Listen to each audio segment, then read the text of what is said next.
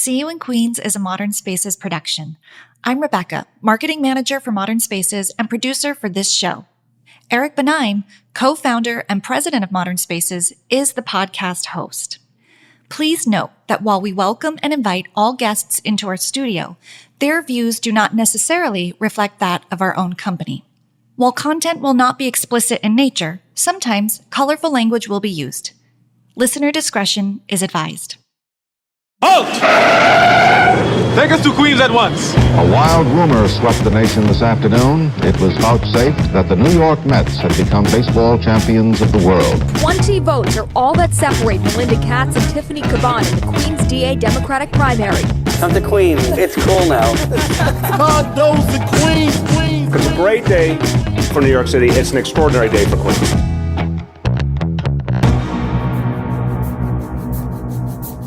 Welcome back to See You in Queens. We are so happy to be back after a brief summer hiatus. We have new episodes and new guests lined up, and we are really excited because I think more than ever, New Yorkers and residents of Queens could really use some encouragement and hope, and today's episode is going to do just that.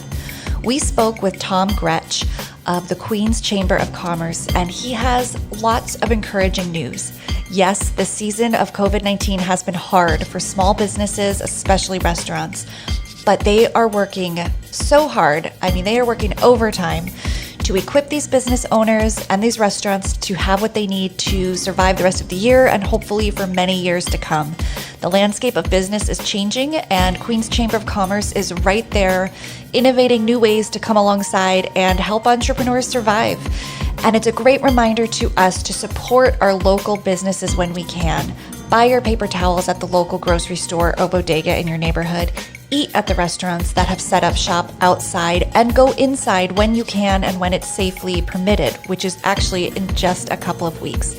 Eric and Tom will get into that and many of the other topics facing residents and people who work in Queens and New York City right now.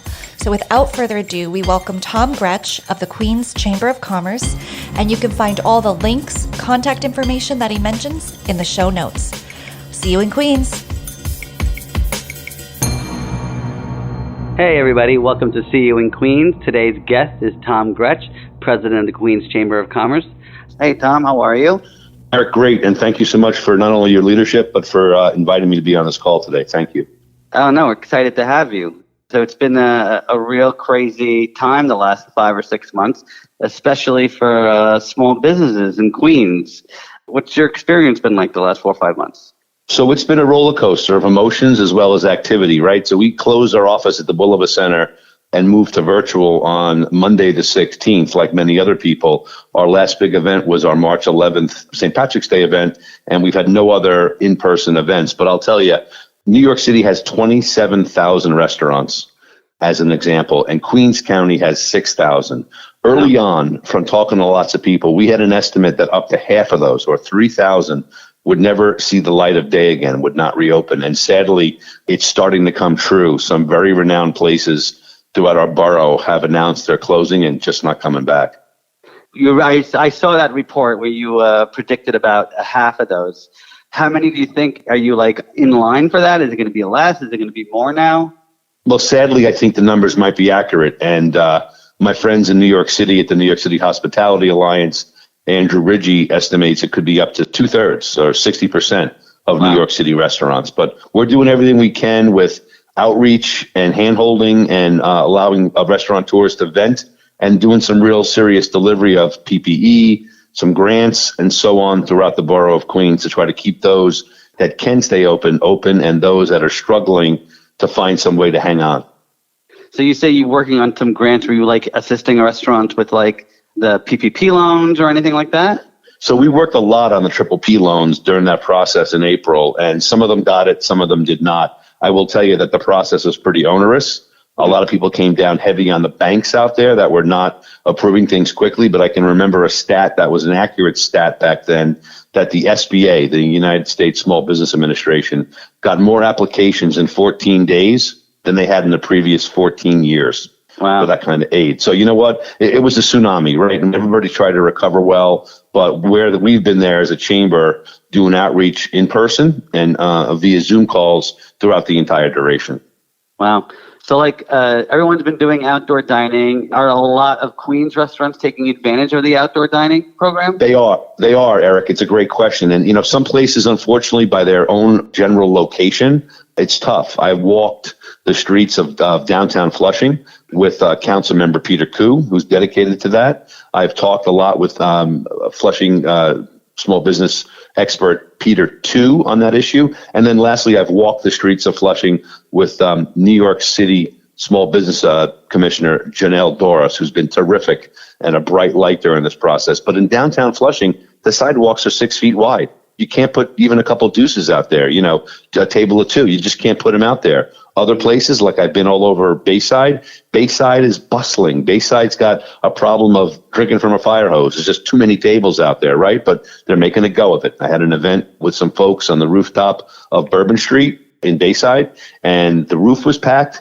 The interior was totally empty, and the street was full with their tables. So they're giving it the good college try to make themselves sustain. But even with the 25% expected opening, most guys can't make a living doing that. Yeah, so yesterday, finally, our mayor and our governor approved indoor dining starting September 30th. I know you said you've been busy dealing with restaurants with this. What are you doing exactly? So a couple things. So philosophically, I think it's really important to note that restaurants define neighborhoods, right? When you think of Astoria, you think of Greek places, right? You think of Corona, East Elmhurst in my backyard. It's empanadas. It's a world of different foods, right? So those places are anchors in their communities. People gravitate to them. But Eric, as importantly, I know you'd appreciate this as a business guy, besides defining the neighborhood, they're also job creating machines, right? Yes. People come to this country from wherever they come from to live the American dream. You don't need to speak English to wash dishes, right? And this has been going on for 100 years. You don't need to speak English or have anything, a GED, to make salads or peel potatoes or what have you. It's the lowest rung in a positive way of the economic ladder. People learn the trade, they know the area, they get to meet people, they start families, starting in restaurants. If 3,000 of my 6,000 go away, that's a whole segment that will not have those job opportunities. So we're working with for example, with the 8 colleges and universities in Queens County to put together some workforce development programs to not only get their current students internships and their graduates jobs so they stay in Queens, but I look at it as we together have a moral imperative to retrain those people that lost their jobs, that are no skilled or low skilled from throughout the world, that come to Queens in particular to live the dream. Wow. Now, how many do you think all the restaurants in Queens are going to take advantage now of the 25% occupancy? I know it's still small, but I think it's still a start. I think they have no choice, right? I think they have no choice, and they need to, right? You think about restaurants, right? You go out and you imbibe a bottle of wine, you buy a bottle of wine wholesale for whatever you buy it for, and you get 8 glasses out of it at $7 or $8 a pop. You're making your money on the alcohol sales, right? So the whole notion of earlier, the takeout model didn't work for most folks, right? We worked at getting no fee gift cards out there to the populace. You could buy them from a certain place and there was no fees passed on to kind of encourage and get the cash flow going for some of these places. But I think I'm going to be going out starting next week after pausing for 9/11 on Friday.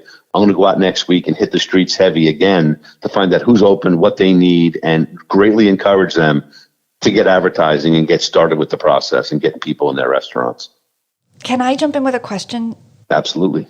Tom, I'd love to know a couple of things. What can diners and customers expect in the new era of dining inside in New York post-COVID? What will that look like, feel like? What procedures are going to be in place? That's a great question. So I'm basically a pragmatic person in the first place, right? I've been advocating for the longest time, these people that want to cancel the rent and not pay rent. Listen, Queens is not a borough of Rockefellers, right? A lot of family-owned mom and pop property owners, right? My feeling is that if you're a tenant or a renter, whether it's commercial, residential, go talk to your landlord. Your landlord's got bills that might be equal or more than you, right? So he's got taxes, water bills to pay, and so on. It's the same kind of a mentality when it comes to restaurants. Listen, the studies suggest, the experts suggest, and I'm no expert, you got to wear a mask, right? So wear a mask. We've given out at the Chamber of Commerce courtesy of the Small Business Services Group, Janelle Doris's group, close to 1 million masks, right? Wow. All out of the Bulliver Center, right? We get them. I have a logistics background working for Sony Corporation. We gave out masks to anybody that came. We tracked it. We gave it to the city.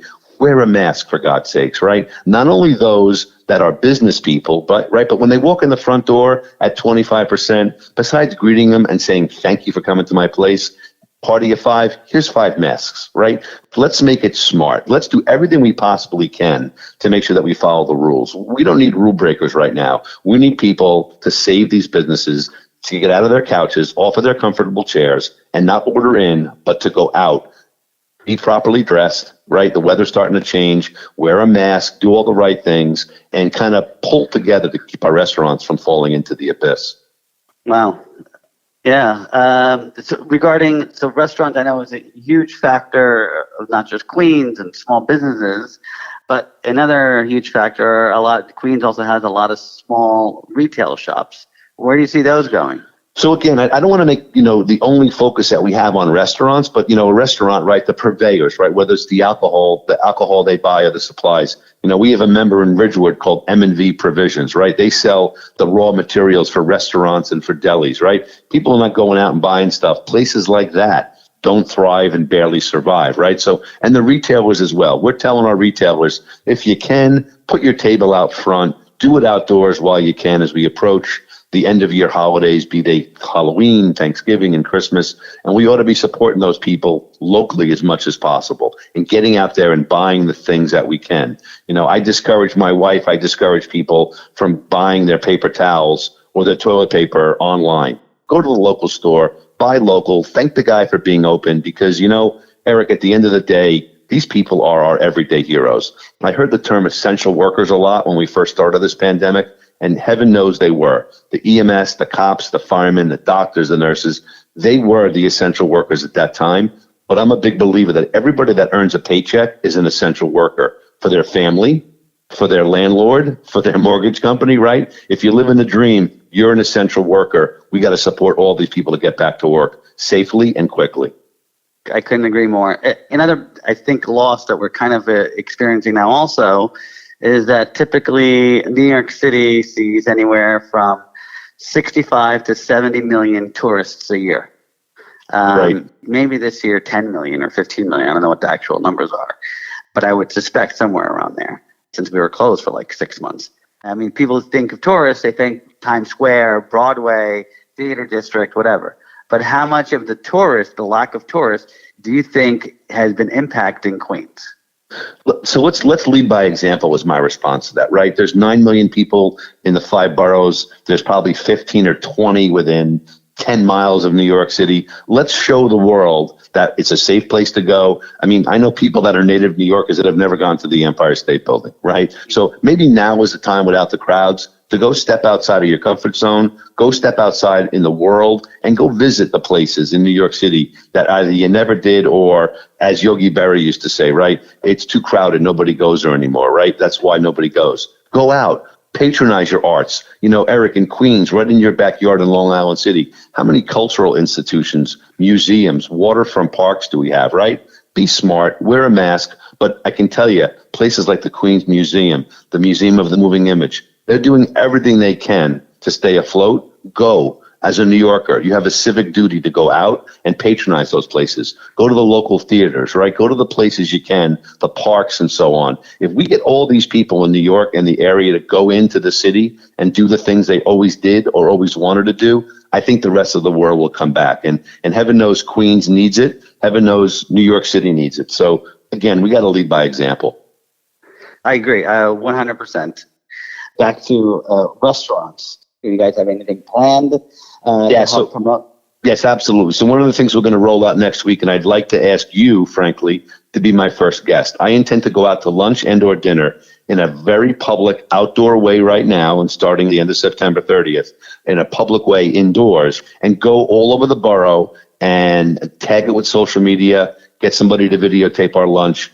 Eric, you pick the place. It's my treat. Let's start somewhere next week one day in Long Island City and showcase the places so people can see that it's being safely operated, that these places are kind of springing back to life. and do all we can, right? That's one small thing, but we're doing a Queens Best. We have a Queens Best platform on our website. That's queenschamber.org.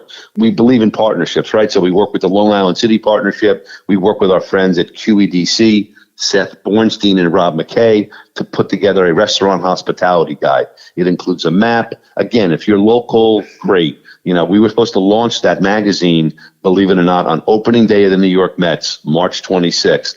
I had an army of people hired and ready to go to give out thousands of those restaurant guides.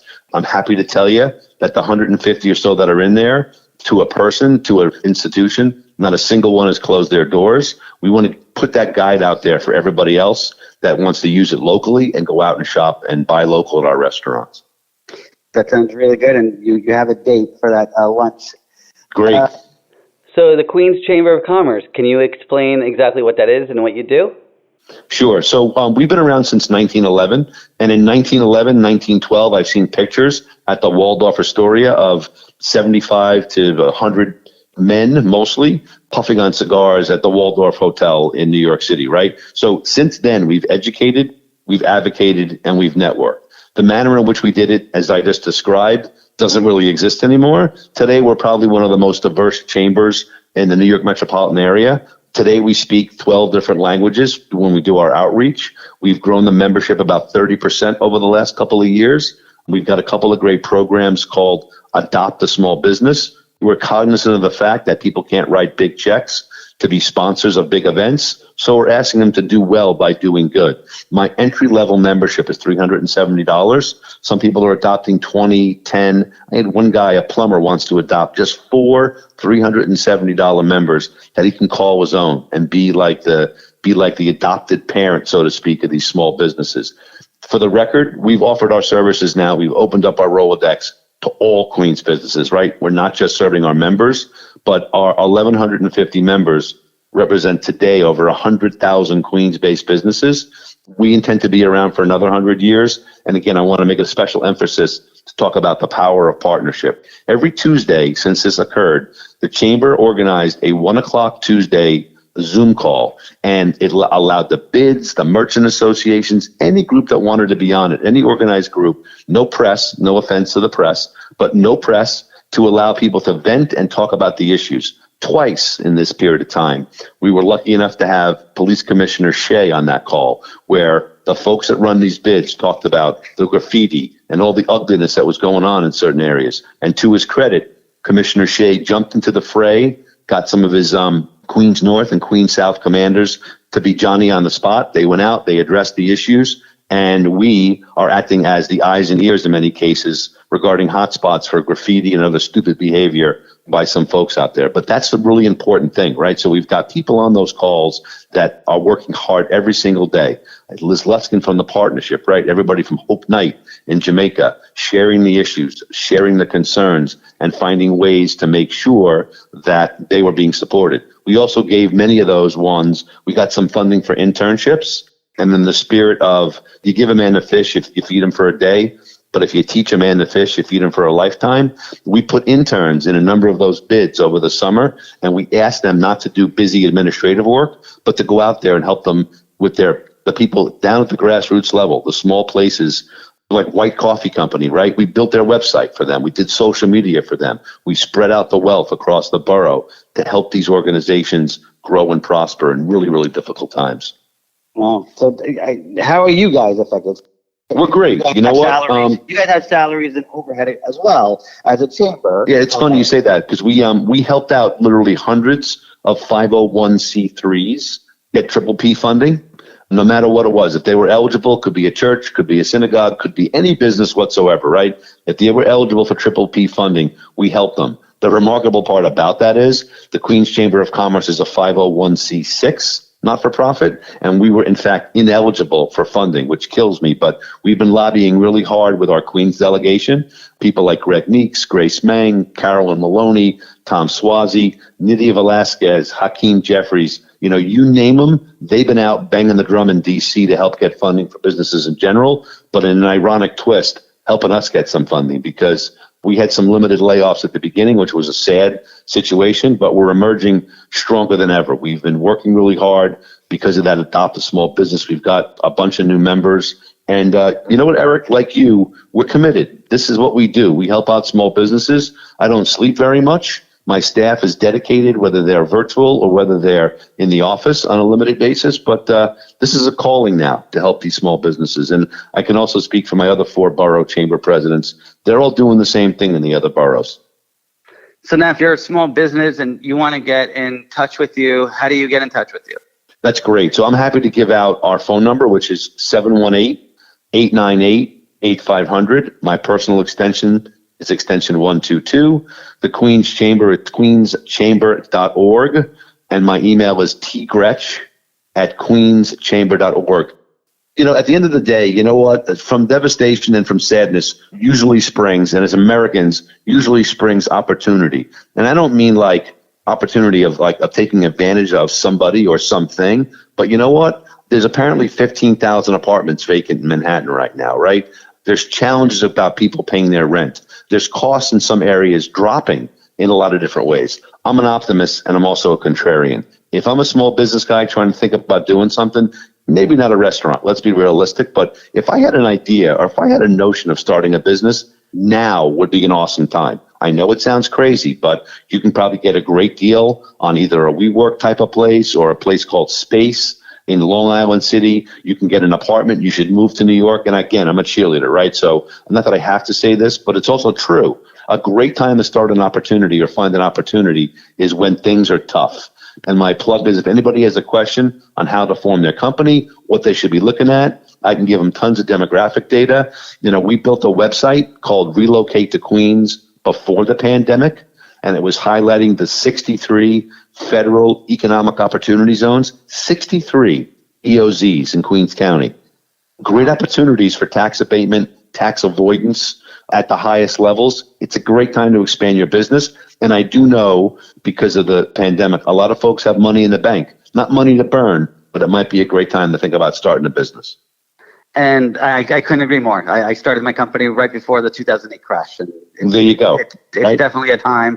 During these times, if you have an idea or something you always wanted to do, now's the time to actually do it. And no are you on Facebook, on social media or anything?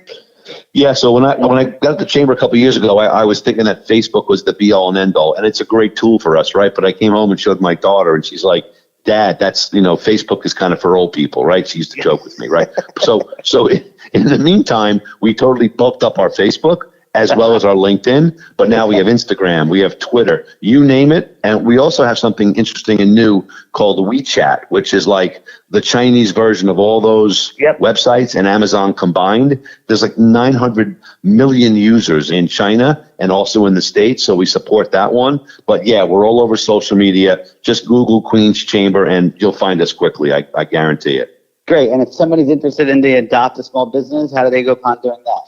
Call me directly. They can call me at that number, 718-898-8500. Ask for Tom Grech. We'll be happy to help you. And it's clearly is the case of doing well by doing good, right? You help the chamber by allowing us to continue to grow, and you sponsor and adopt a small business. And we've got a very robust database now, a very robust CRM. If you wanted to choose a company in your locale by your zip code, right? For example, Maspeth Federal Savings Bank adopted 10. They have like 9 or 10 branches. They picked an adoptee in every one of the zip codes near their branches. And they're going to kind of not only adopt them, but mentor them and offer services and support to all these businesses. And it also helps them because at the end of the day, the Queens Chamber of Commerce is still a capitalist organization. Sometimes we're a big C with capitalism, and sometimes we're a small C. But at the end of the day, it's a great way to live your life. It's a great way to have an economy.